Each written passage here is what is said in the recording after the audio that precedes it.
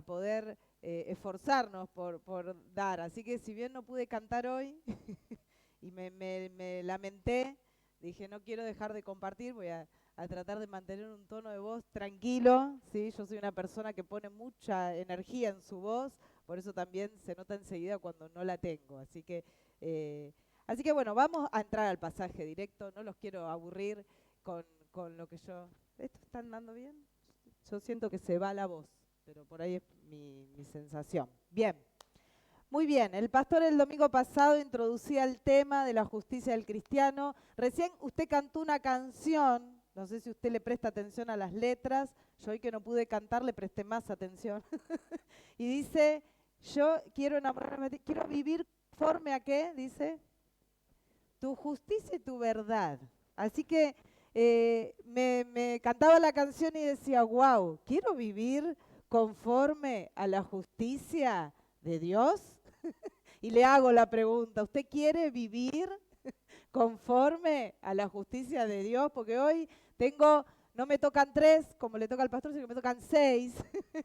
Eh, y le puse las seis claves, le puse yo de subtítulo, no sé dónde está, la primera podemos poner, que es la página 14. Ahí. Ahí está, ve que yo le puse acá.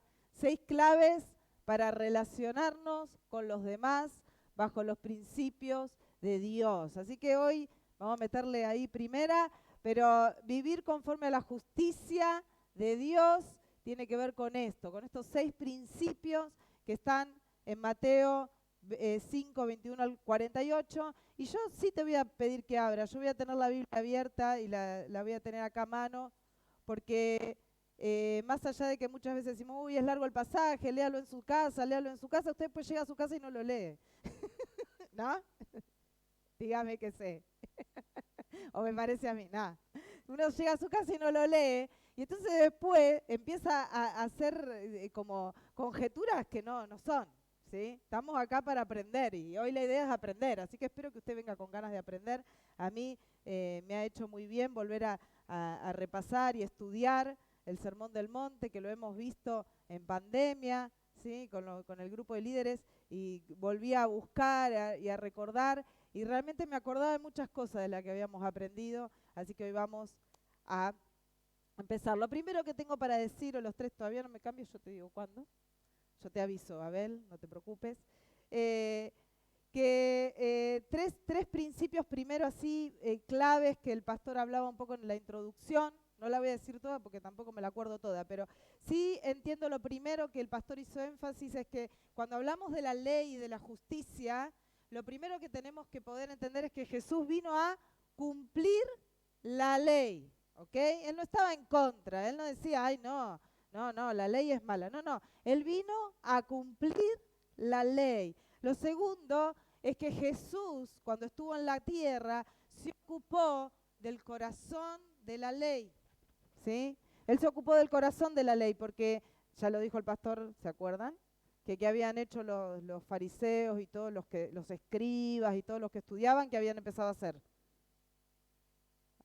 A bajar la ley, ¿sí? A bajarla, a decir, bueno, a ver, para que podamos llegar, porque como que no llegábamos, ¿vio? Entonces había que hacer, yo le llamo las 1000 excusas, para decirlo simple, ¿sí? Perdóneme que no sea con palabras tan difíciles, yo hablo así que usted hoy, si no entendió algo y lo va a entender, pues yo se lo bajo a la práctica.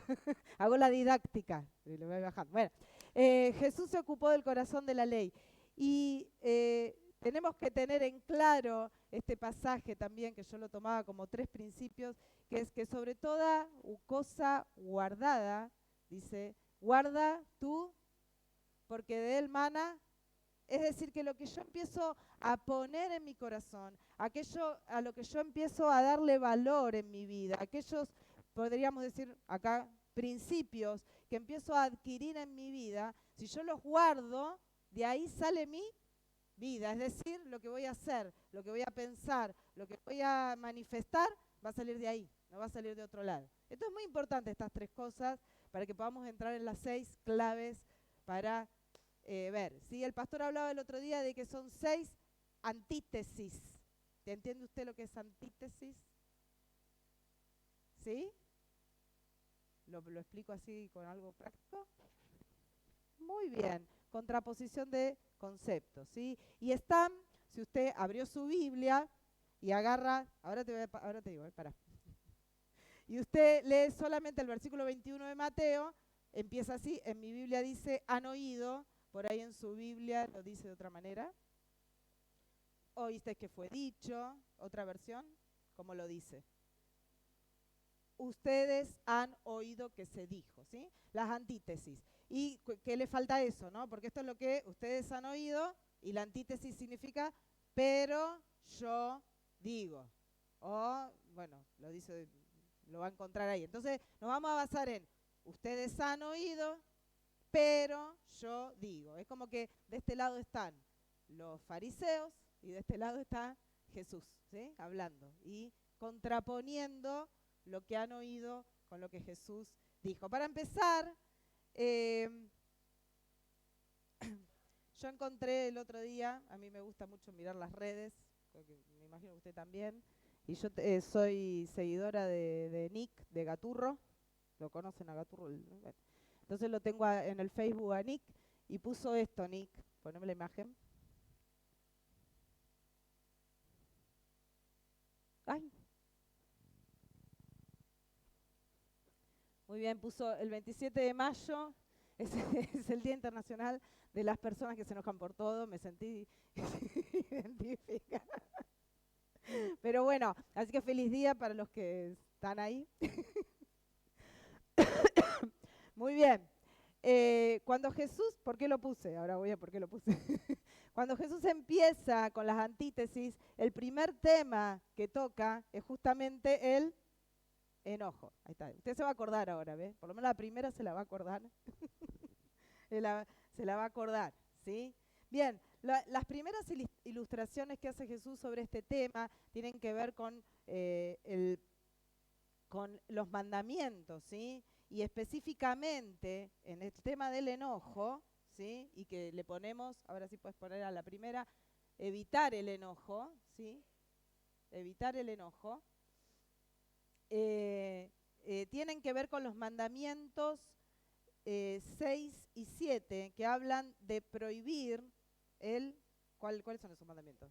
No matarás, ¿sí? Y no cometerás adulterio. Son las dos primeras antítesis que vamos a ver que hizo Jesús, ¿sí? Pero en principio, la primera antítesis, él le está diciendo que hay que evitar el enojo, ¿sí? Así que vamos a leer el 21 y 22, nada más los versículos 21 y 22. Dice, han oído, dice mi versión, que a nuestros antepasados se les dijo, no asesines.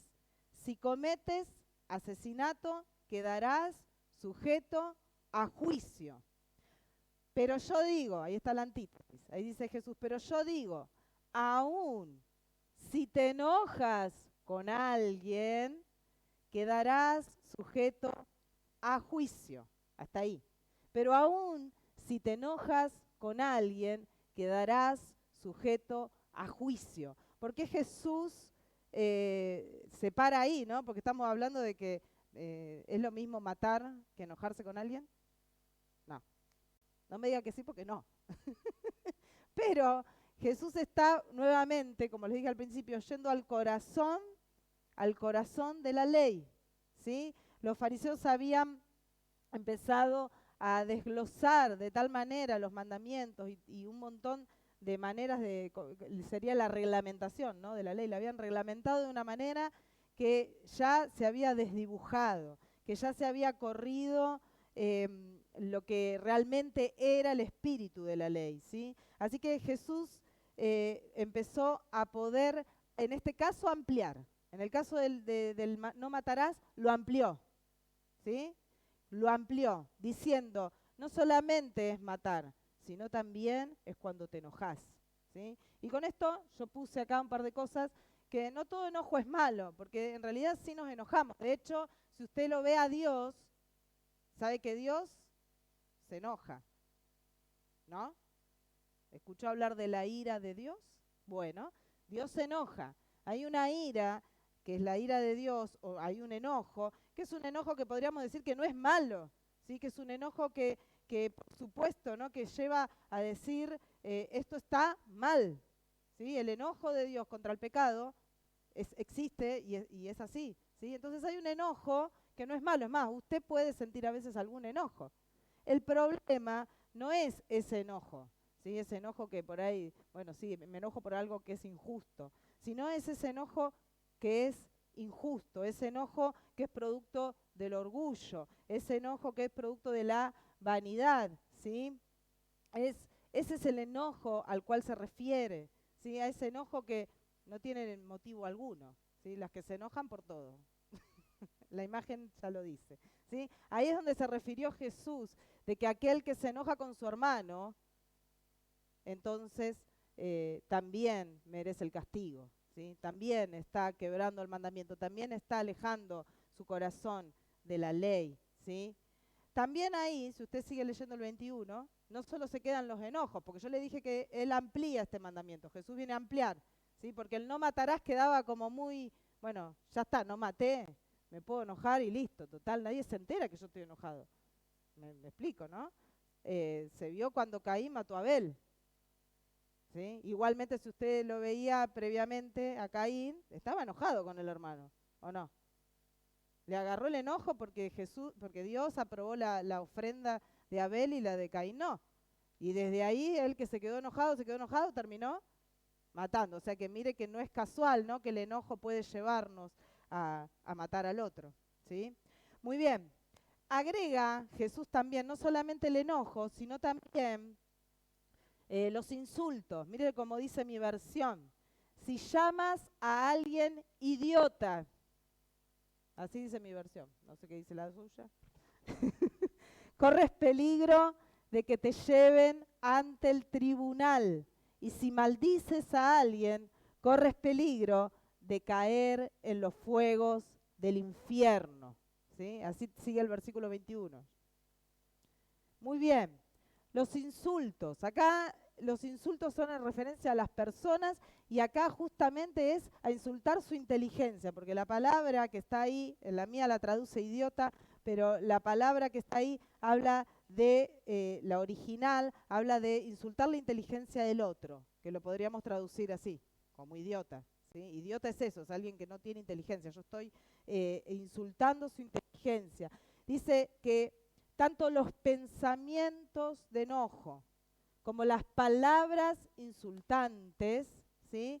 La verdad es que es muy raro que así a simple vista y de una manera llana nos lleven al acto final del asesinato. Sin embargo, para Dios equivalen al asesinato. ¿Se entendió? Fue claro. Muy bien, no agregó más. Muy bien.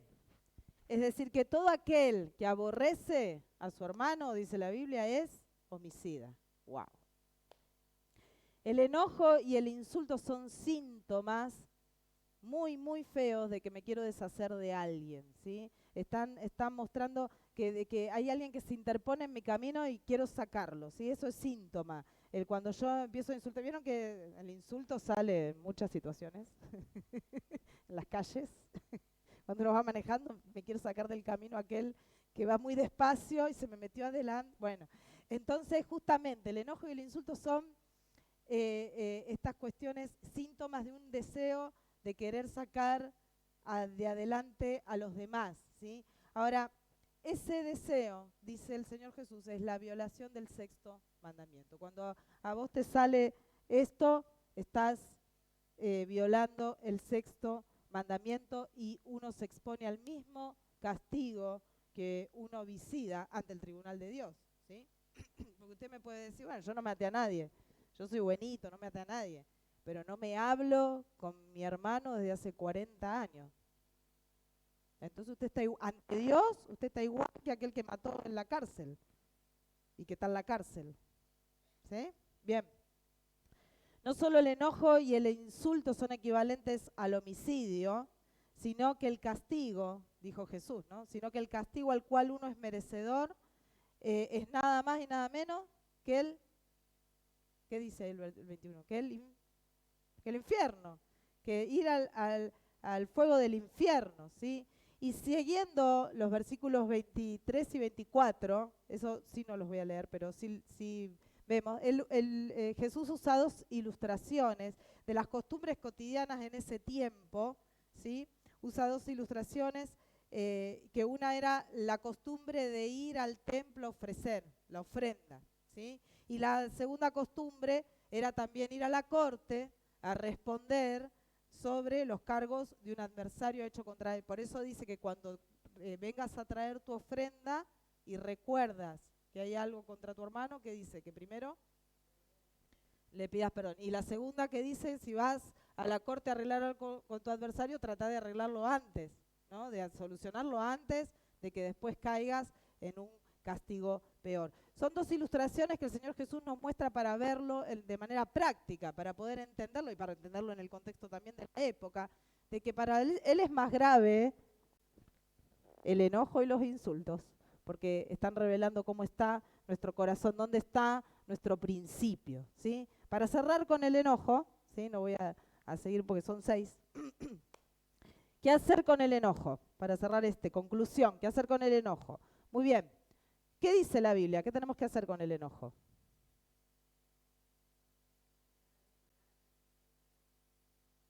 Antes. ¿Qué dice la Biblia? Hay una parte de la Biblia que dice, no dejes que...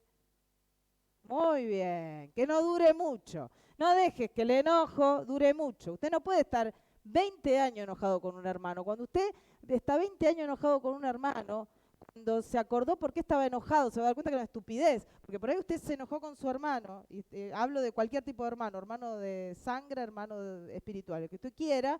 Me enojé porque me rompió el lapicito que me había regalado el abuelo. Pasaron 20 años, usted no le habla porque le rompió el lapicito que le había regalado el abuelo, y pasaron 20 años y ese lapicito ya, o sea, usted ya se olvidó porque estaba enojado. He escuchado esas situaciones de decir, 20 años y no se acuerda por qué se había enojado. Y después cuando uno evalúa por qué se enojó, se da cuenta que no valía la pena estar tantos años enojado, matando una relación literalmente, ¿sí? Por una pavada. Dije que lo iba a bajar al lenguaje práctico, así que con respeto. Y pongo un ejemplo, no estoy pensando en nadie, estoy poniendo un ejemplo, ¿sí? Muy bien, así que no guarde mucho el enojo, no se lo guarde, ¿sí? El enojo no puede durar mucho, y menos aún dejarlo que crezca, ¿vio? Más y más, porque así Caín, vuelvo a la Biblia, que la Biblia es clara, Caín así mató a Abel, lo dejó que crezca el enojo, lo dejó, ¿sí? Muy bien. Así que tenemos que ser conscientes prontamente de que si me enojé y hay una relación rota, ahí sí, como dice Georgina, perdonar, restituir, ¿sí? Primero, que no dure mucho, y segundo, si la relación se rompió porque, bueno, no pude, muy bien, tengo que ir a restituir, ¿sí? Si tenemos una deuda, la tenemos que ir a pagar, ¿sí? Bien concreto, no darle vuelta al asunto, ¿sí? Porque si queremos evitar el homicidio ante los ojos de Dios, porque para Dios es lo mismo, ¿sí? No estamos hablando de la justicia terrenal, estamos hablando de la justicia de Dios, debemos poder hacer y dar cualquier paso positivo posible para vivir en paz y en amor con todos, ¿sí? En lo que dependa de nosotros debemos vivir en paz. Bien, segunda, que tiene que ver con el 7º mandamiento que dijimos que es el adulterio, ¿sí? Acá el Señor Jesús se centró en evitar la codicia, ¿sí? Ahí vamos ahí, muy bien, muy bien. Evitar la codicia, ¿sí? Muy bien, acá también en cada uno de los mandamientos, los fariseos en algunos los habían limitado y en otros los habían ampliado. Cuando los mandamientos estaban limitados, como el de no matarás, entonces era no matarás y listo, el Señor Jesús, ¿qué hizo? Lo amplió.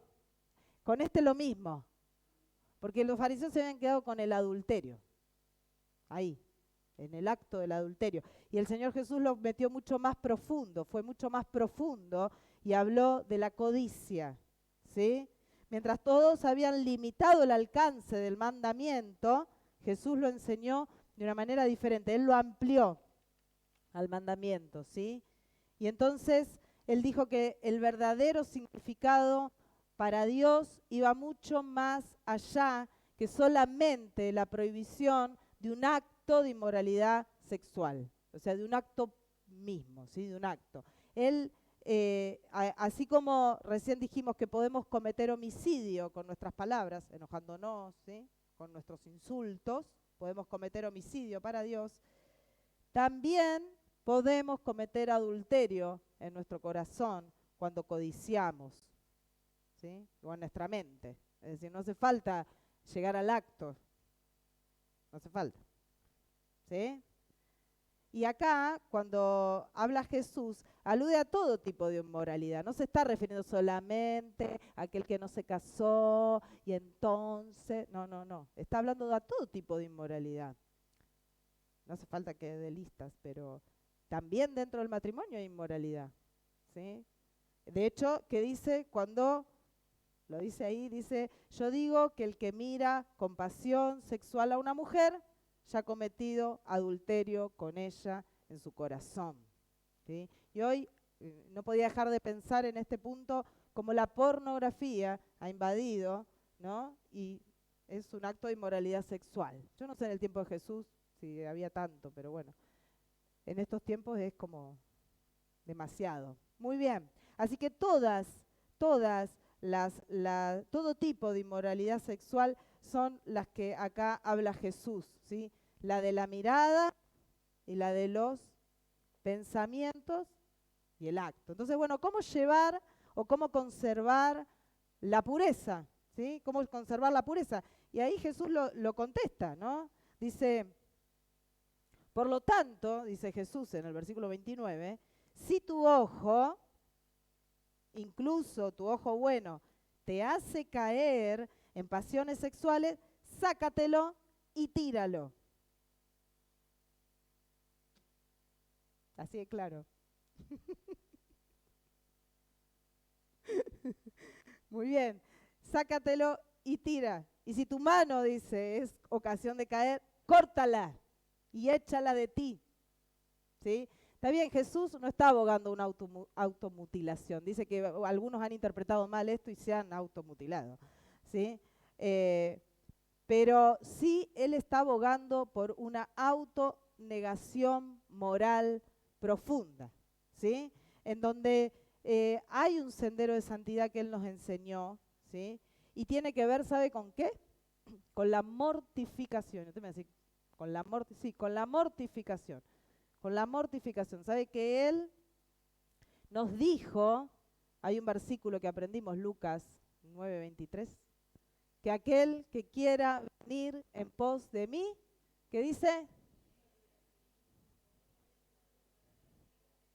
Tome su cruz. Eso es mortificarse. Usted tiene que tomar su cruz. Si usted, ahí Mario lo sabe al versículo y se lo aprendió. Muy bien, Mario.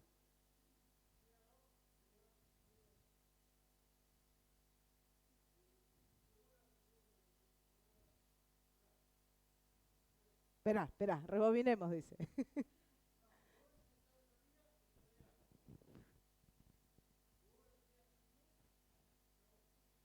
Muy bien.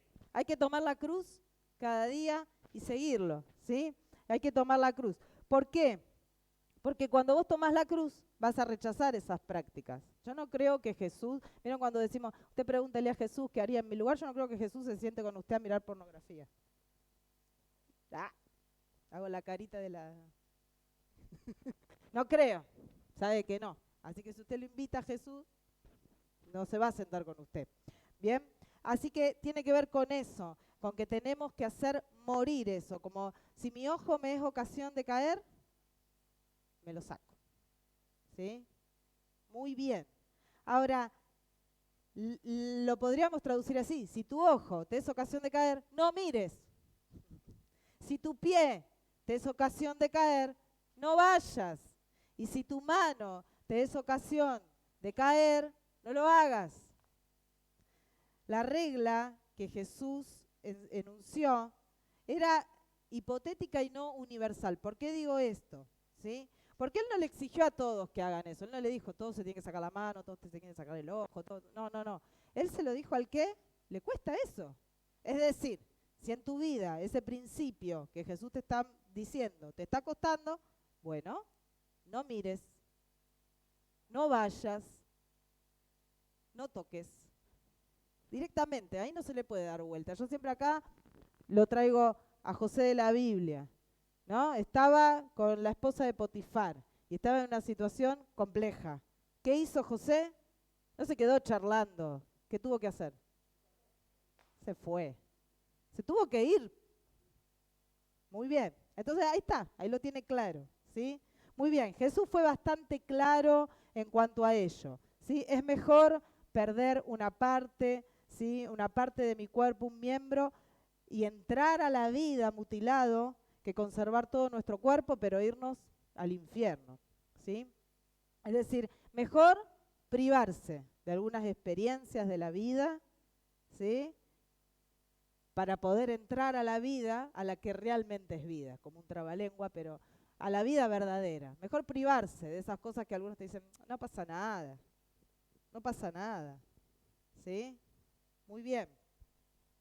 Es mejor aceptar alguna amputación cultural en este mundo que arriesgarse a la destrucción final en el venidero. Muy bien, entramos a las otras dos. Ahí cerró esta. Así que esto es consejo práctico, ¿me entiende? Si usted le es ocasión de caer, no mire. Así usted anótese, no mire, no toque y no vaya. Porque usted sabe también en dónde, ¿vio? Yo si voy ahí, pierdo. No vaya, porque ya sabe que va a perder. Bueno, muy bien. Fidelidad en el matrimonio. Fidelidad en el matrimonio.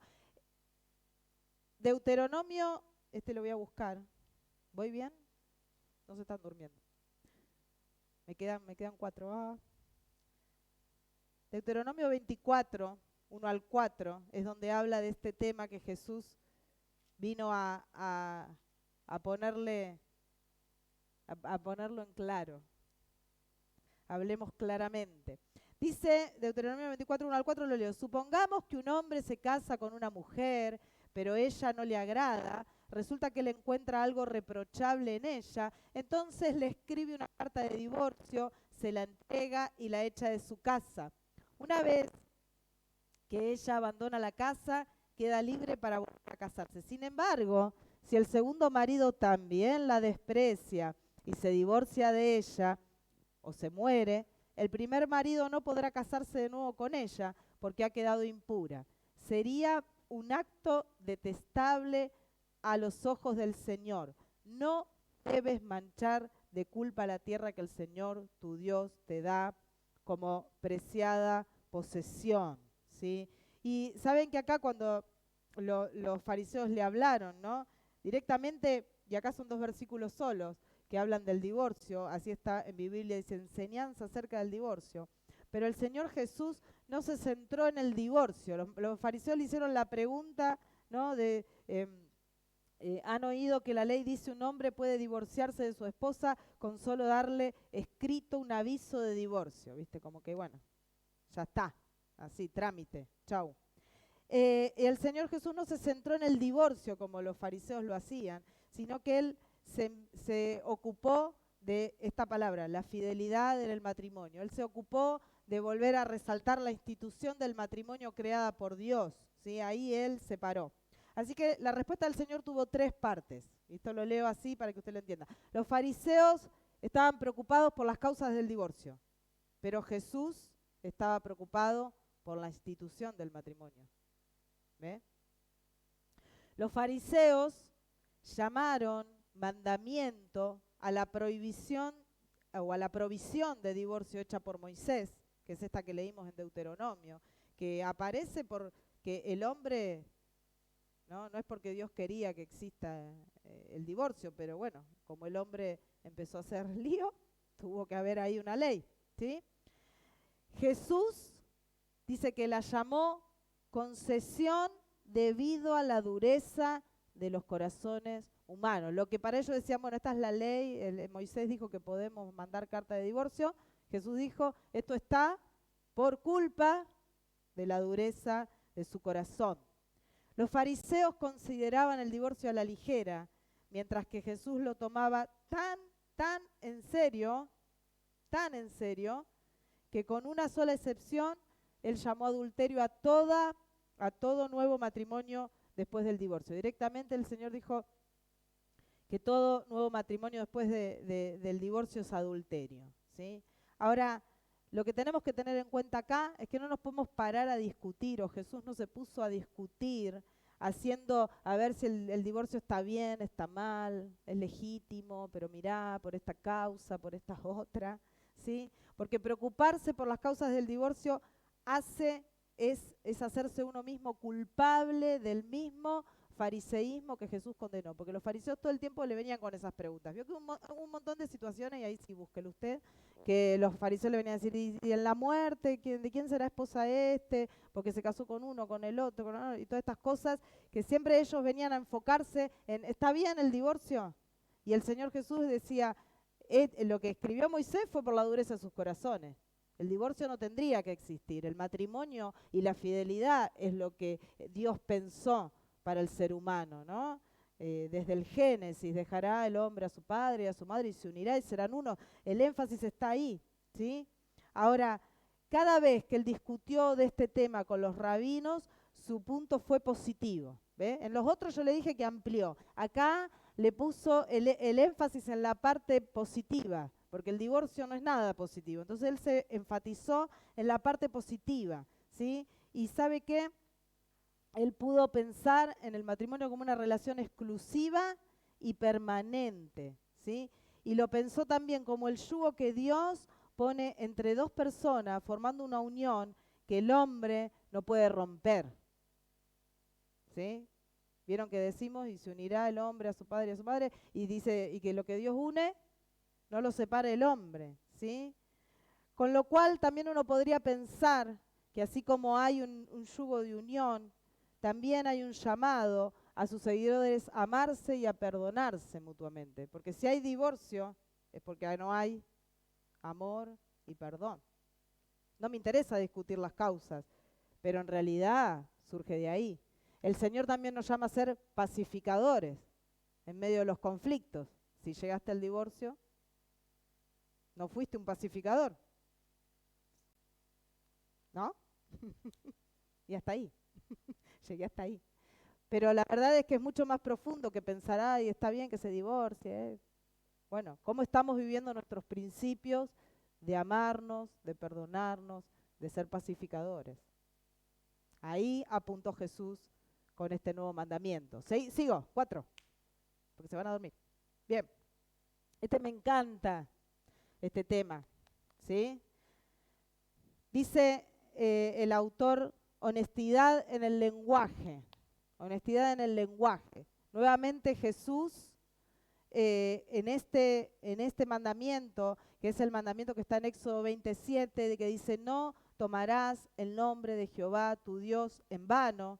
Levíticos 19:12, y no jurarás falsamente por mi nombre, profanando así el nombre de tu Dios. Cuando alguno hiciere voto a Jehová, no quebrantará su palabra. Números 32, cuando haces voto a Jehová tu Dios, no tardes en pagarlo. Deuteronomio 23 y 21. Yo le leo todo eso y usted me puede decir rápidamente que se entiende la intención.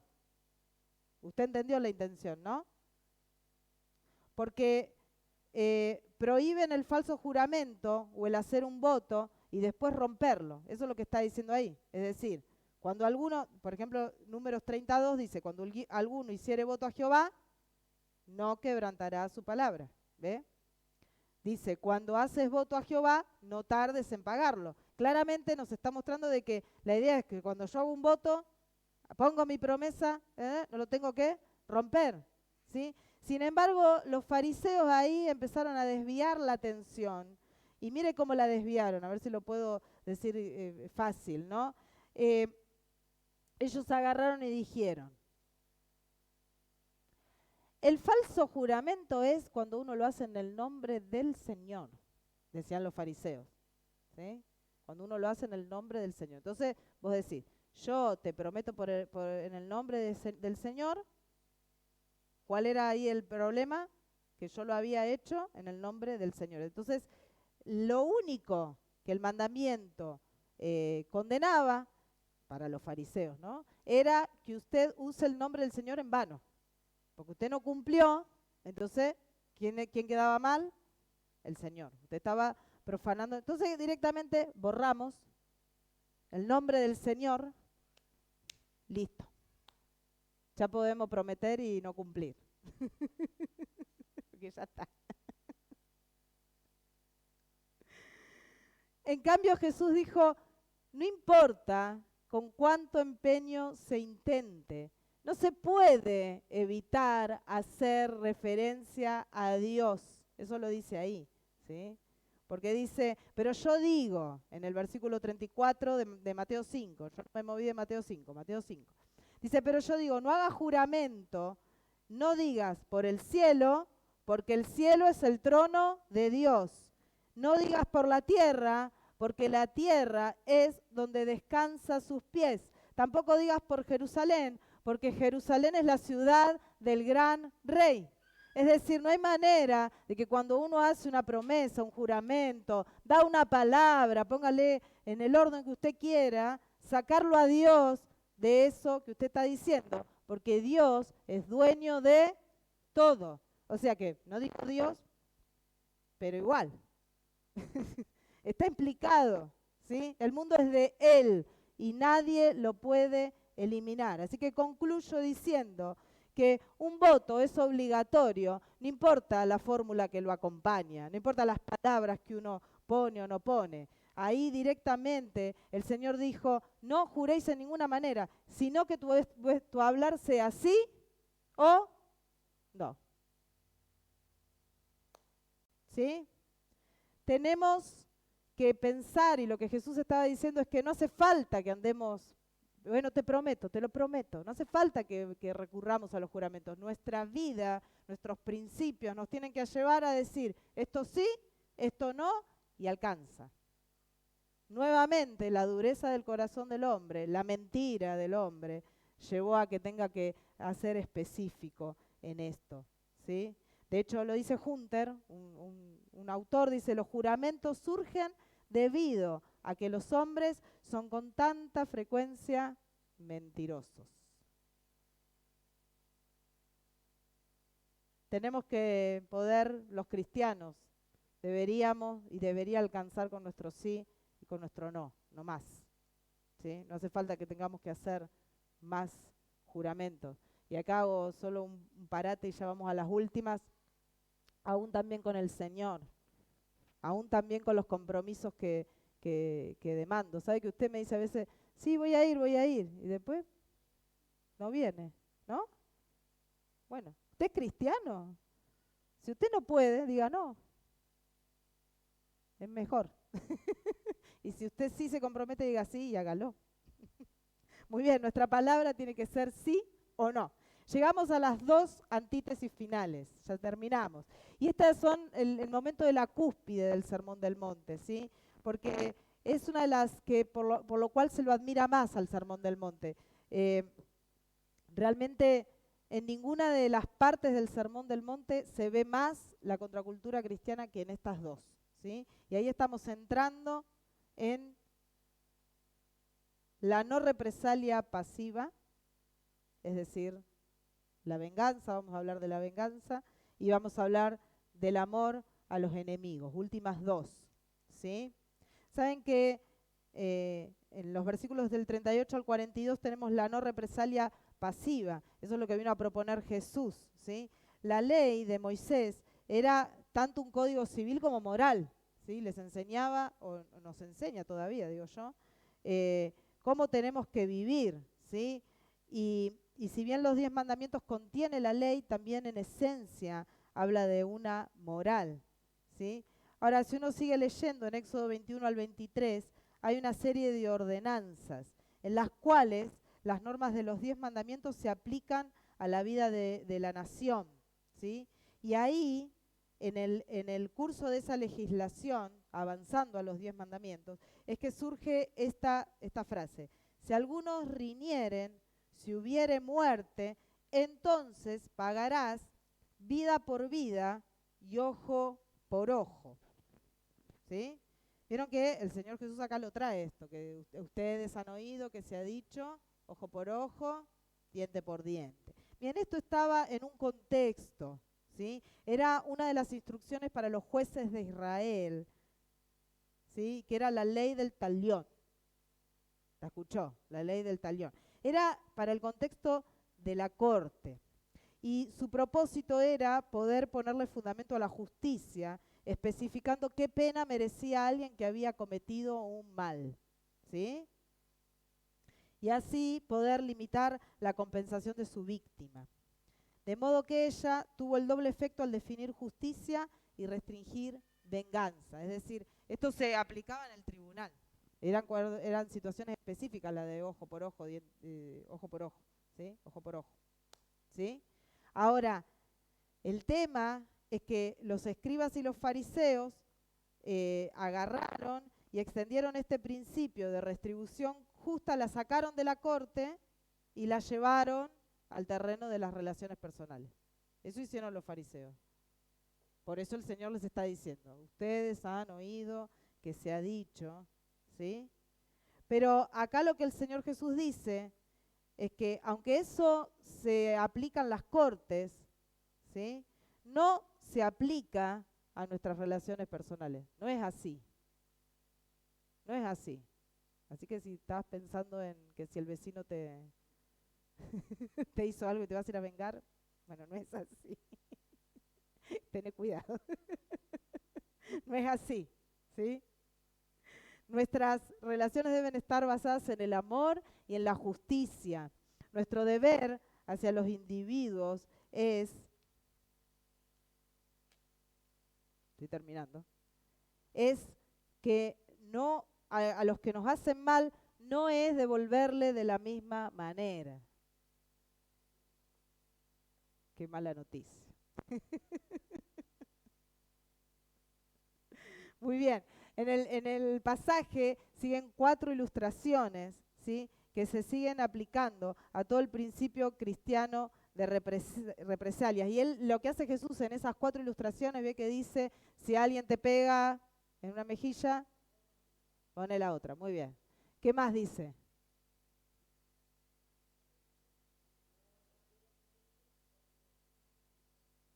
Muy bien, exactamente. Que le des también tu abrigo. ¿Qué más? Si alguien te pide que lleves su carga, ¿cuándo la vas a llevar? Bien, está hablando cosas de la vida cotidiana, ¿ve? Son todos ejemplos de la vida cotidiana, ¿sí? Que tienen que ver con poder uno ponerse al servicio del otro. La mejor manera, y esto lo voy a decir así, la mejor manera de tomar venganza es así, con actos de servicio, que muestren que vos amás, incluso a aquel que te hace mal. Por eso querían vivir bajo los principios de justicia de Dios. Qué difícil. Muy bien. No podemos tomar justicia por mano propia, eso es lo que está pidiendo el Señor, ¿sí? Que ese principio del ojo por ojo era un principio que pertenecía a la corte, pero en la vida personal debemos deshacernos no solo de toda venganza en mi palabra y en mis acciones, sino también de toda animosidad en mi espíritu, ¿no? ¿Vieron cuando, está bien, no lo hago, pero qué ganas, ¿no? Qué ganas de devolverle, qué ganas, ¿sí? Muy bien. Bueno, creo que queda claro. Lo que el Señor nos está demandando es un espíritu de misericordia, ¿sí?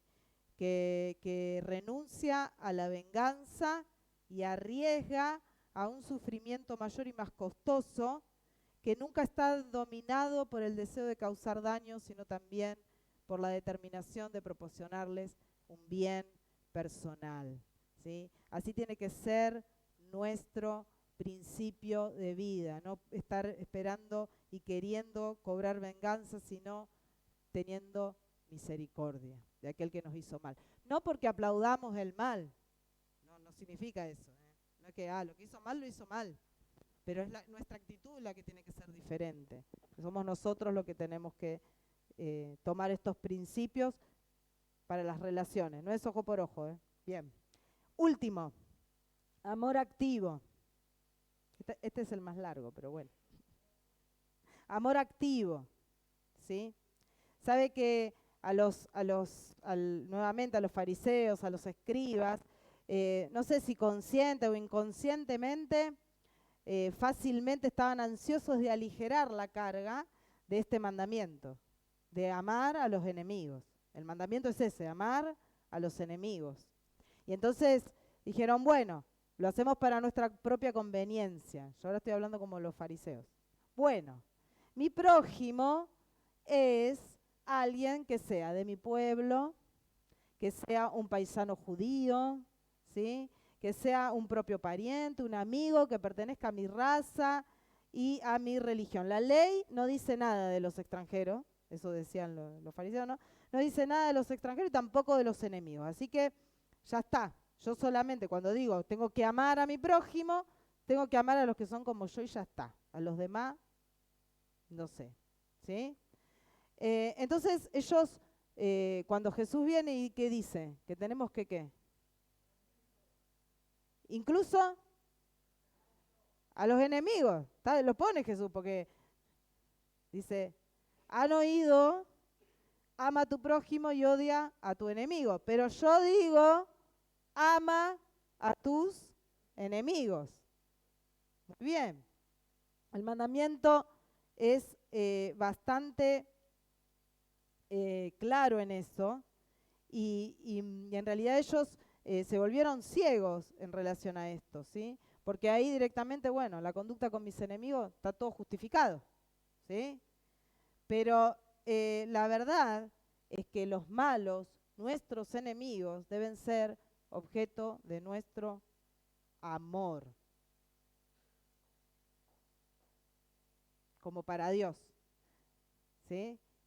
Para Dios el malo es objeto de nuestro amor. Nosotros dice que estábamos perdidos y Él igual nos amó.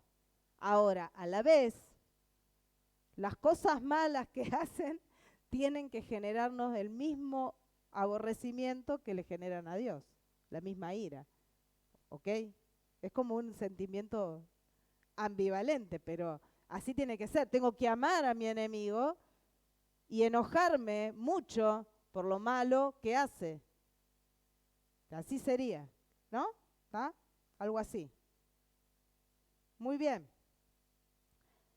¿Por qué? Porque esa es la manera de que vamos a poder anhelar que conozcan de Dios, ¿sí? Si nosotros decimos, bueno, sí, lo amo a mi enemigo, está todo bien, lo que hace mal está todo bien, nunca voy a sentir que conozca de Dios, porque no voy a sentir que está perdido, sino como lo amo, le dejamos pasar, ¿viste? Bueno, Jesús contradijo lo que ellos habían dicho, lo que los fariseos habían dicho, esto de que el prójimo era solamente los que a mí me gustan, ese es mi prójimo, ¿sí? Y le dijo, amad a vuestros enemigos, ¿sí? Y de hecho lo dejó bien ilustrado en la parábola del buen samaritano. Si hay un ejemplo claro que Jesús usó para mostrar quién era el prójimo, usó al buen samaritano, ¿sí? Y con esto lo que les quiso decir es, el prójimo no es necesariamente uno de mi raza, ni uno de mi rango, ni uno de mi religión. Mire todas las cosas que el Señor les estaba diciendo a los fariseos. No es, porque el samaritano no era judío, el samaritano era despreciado por los judíos y el samaritano justamente no era de la misma religión. Y Jesús lo puso como ejemplo de prójimo, ¿sí? Así que lo que Jesús elabora es que el verdadero amor no es tanto sentimiento como servicio práctico. ¿Sí? Es servicio práctico, ¿sí? Pero seguido, y ya voy terminando, ya termino, seguido también habla, porque ahí está hablando, bueno, tenés que amar a tu enemigo, lo tenés que hacer de manera práctica, ¿sí? Como hizo el samaritano. Vio al judío, que era el enemigo, lo levantó, lo ayudó. El amor no es en sentimiento, sino en sentido práctico, ¿sí? Pero después también suma Jesús de que nuestras palabras pueden expresar amor, ¿sí? Porque dice, nuestras palabras que dirigimos a Dios dice, bendecid a los que os maldicen. ¿Sí? Y acá lo que está diciendo es, si a vos alguien te empieza a maldecir, vos bendecilo. Empezá a bendecirlo. ¿Sí? A vos te pueden desear lo peor, vos decirle que descienda la bendición del cielo sobre este. Así tiene que ser la respuesta del cristiano. Y me gustó mucho esta frase que escribió un comentarista, que dice así, la leo: en la oración nos ponemos del lado del enemigo. Estamos con él, junto a él, en favor de él, delante de Dios. Es imposible orar sin amarle. Mire qué importante, porque a veces decimos, ¿cómo hago para amar a mi enemigo? Empezá a orar por él. Y eso es lo que hacemos. ¿No nos pasa? ¿No nos pasa más de una vez? ¿Cuántas veces nos ha pasado que estamos orando para poder alcanzar a los perdidos y nos ponemos a llorar? Y a veces ni los conocemos. Y también sabemos, porque decimos, Señor, perdona sus pecados, que están perdidos, que no te aman, que no te buscan. Pero sin embargo nuestro corazón, ¿no? se llena de peso por aquellos que no lo conocen, por aquellos que son nuestros enemigos, en definitiva. Se supone. Se supone, ¿no? Bueno, muy bien. Porque después también, cuando uno va orando, el amor cuando oro por mi enemigo, el amor crece y madura en la medida que voy orando por aquel que es mi enemigo. Así que si tenés un enemigo, empezá a orar por él. Esa es una buena manera de mostrar amor. La pregunta que hizo Jesús, ¿qué hacéis de más? Esta simple palabra, que es la esencia de lo que él dice, es que no basta con ser cristiano y ser igual que los demás. Está diciendo eso. ¿Y qué haces de más? Escúchame, porque todo lo demás, lo otro lo hacen. Ahora, si vos a tu enemigo lo odias, ¿y qué haces de más? Si todos hacen lo mismo. ¿O no? Nos manejamos como el resto. Nuestra justicia debe ser mayor. Mayor a la de los fariseos, mayor a lo de los escribas. Y nuestro amor debe aventajar, debe ser mayor. De esta manera mostramos que somos cristianos. No hay otra manera, ¿sí? No hay otra manera. Cuando se escribió el libro de Levítico, ¿sí? Una de las referencias que dice es: yo soy Jehová, vuestro Dios. Seréis santos porque yo soy santo. Y aunque aquí el llamado de Cristo nos hace, no es ser santos sino perfectos, la perfección a la que se refiere, ¿saben cuál es? El amor. Es el amor, el perfecto amor de Dios que se muestra aún con aquellos que no le corresponden. Ese amor que es incluso a nuestros enemigos, que nos lleva a tener que ser misericordiosos como Dios lo es con ellos. ¿Sí? Estas dos antítesis últimas que vimos, ¿sí? La de no tomar venganza y amar a nuestros enemigos, dice el autor que van de manera progresiva, van creciendo, ¿sí? Revelan una progresión. La primera nos dice un mandamiento negativo: no tomarás venganza. Pero la segunda es positiva: amá a tus enemigos y procurad su bien. Muy bien. Este es el estilo de vida que el Señor nos llama a vivir, ¿sí? Venganza por un lado y recompensa por el otro. Perdón, este es el modo de vida que el mundo vive. Venganza por un lado, recompensa por el otro y devolviendo injurias y teniendo favores. Pero nosotros, el Señor nos llama a ser distintos, a poder vivir una vida en la que tengamos misericordia, en la que no devolvamos el mal que nos han hecho, o sea, no tomemos venganza y amemos a nuestros enemigos. Esa es la justicia mayor de la cual nosotros tenemos que vivir, que el Señor nos llama a vivir, ¿sí? Y como empecé al principio, la justicia de Dios, yo les había dicho, sobre toda cosa guarda tu corazón. La justicia de Dios nace desde el interior, desde mi corazón, desde lo que el Señor escribe en mi corazón, con el Espíritu Santo, ¿sí? Así que yo hoy quiero animarte a que podamos querer vivir esa justicia, que es imposible si el Señor no la escribe en nuestra vida, ¿sí? Necesitamos que el Señor ponga eso en nuestro corazón, que cuando salga de nuestras acciones, nuestra manera de vivir, salga lo que el Señor puso en nuestro corazón, ¿sí? No lo del mundo, no lo de nuestra vida anterior, sino que salgan estos principios para vivir mejor, porque no hay otra manera de demostrar que somos hijos de Dios si no imitamos a nuestro Padre que está en el cielo, a nuestro Padre celestial. Tenemos que imitarlo a Él y no a este mundo, ¿sí? Y así vamos a lograr que se vea que somos diferentes, ¿sí? Que no somos igual que los demás. Ese es el desafío de hoy. Así que te invito a que cierres tus ojos. Vamos a orar en esta noche y vamos a pedirle al Señor que Él pueda hacernos entender estos principios, porque en la medida que los entendemos es que empiezan a hacerse carne en nuestra vida y luego podemos vivir de acuerdo a esos principios, ¿sí? No se trata solo de leerlos, pasarlos por encima, sino de hacerlos que se hagan carne en nuestro corazón. Así que oramos, Señor, gracias en primer lugar por tu palabra. Gracias, Señor, porque vos sos claro.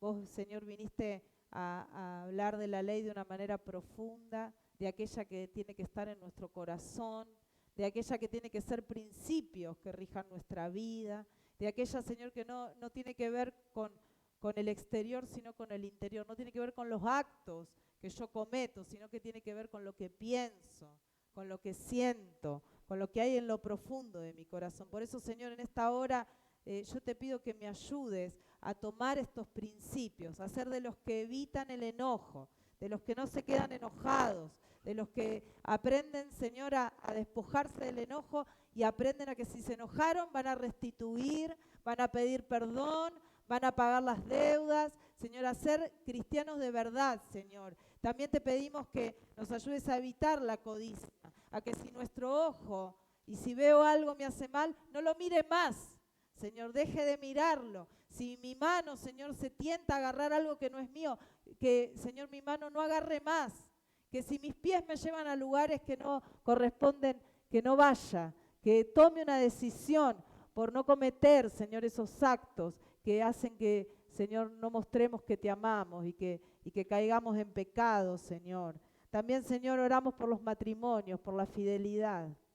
Y, Señor, como decía y leía que uno de los pastores que escribe este libro, él decía que él se esfuerza para no hablar de divorcio, porque él prefiere hablar de la fidelidad, del matrimonio, de la importancia que vos le das, Señor, de poder restaurar primeramente las relaciones. Y por eso te pedimos para que podamos levantar este valor en nuestras vidas, en los matrimonios que hay acá y en los que se van a formar también, Señor, porque yo sé que es lo que vos querés para cada una de las personas, de que haya fidelidad.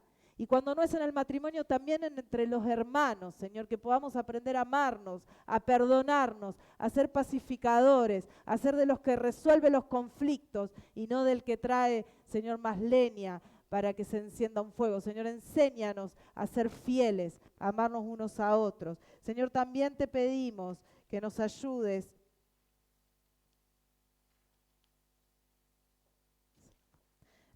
a poder ser honestos en nuestra manera de hablar, de tener, Señor, una palabra que nuestro sí sea sí y que nuestro no sea no.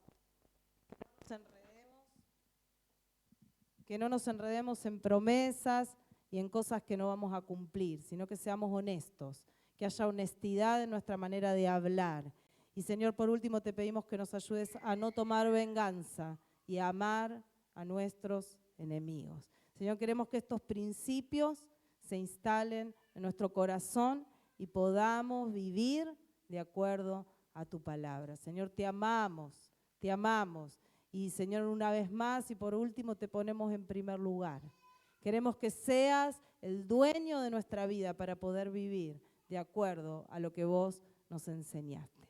Señor, te adoramos en esta tarde, te entregamos nuestra vida en el nombre de Jesús. Amén y amén.